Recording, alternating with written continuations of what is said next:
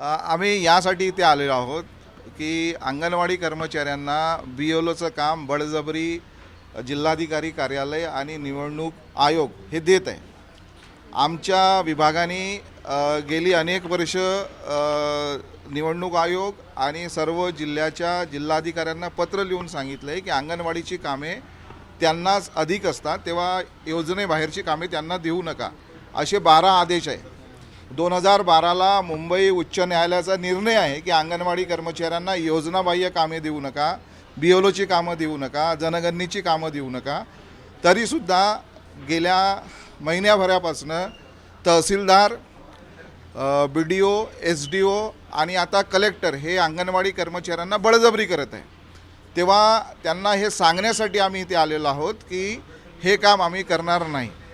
महाराष्ट्राची जी आयटक कामगार संघटना आहे आणि त्याच्या अंतर्गत चालणारी महाराष्ट्र राज्य अंगणवाडी बालवाडी कर्मचारी युनियन आहे, आम्ही याचा तीव्र विरोध करतो आहे।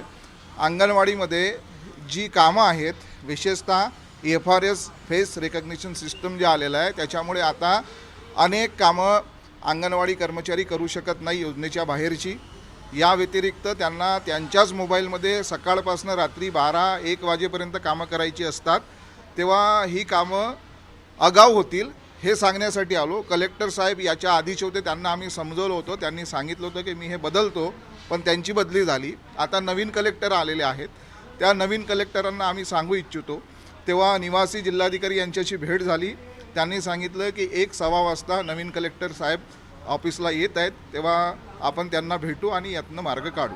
बरं, यात काही सूट किंवा मोबदला स्वरूपात आणखी काही वेगळे देण्यात आलं तर हे काम करणं शक्य आहे का अंगणवाडीचं? नाही, तुम्ही कितीही पैसे दिले तरी अंगणवाडी कर्मचारी हे काम त्यांच्या कामाव्यतिरिक्त करू शकत नाही। तुम्हाला माहीत बोजाच एवढा आहे का दुसरं काम करू शकत नाही। खुद्द महिला बालकल्याण मंत्री देशाचे अनुप कुमार नावाचे सेक्रेटरी आहेत ICDSचे, त्यांनी, त्याच्यानंतर कैलाश पगारे हे आयुक्त होते, त्यांनी पत्र काढलेली आहेत की हे काम यांना देऊ नका, तरी प्रशासन ऐकत नाही आहे, बळजबरी करत आहे। त्याचा आम्ही विरोध करतो।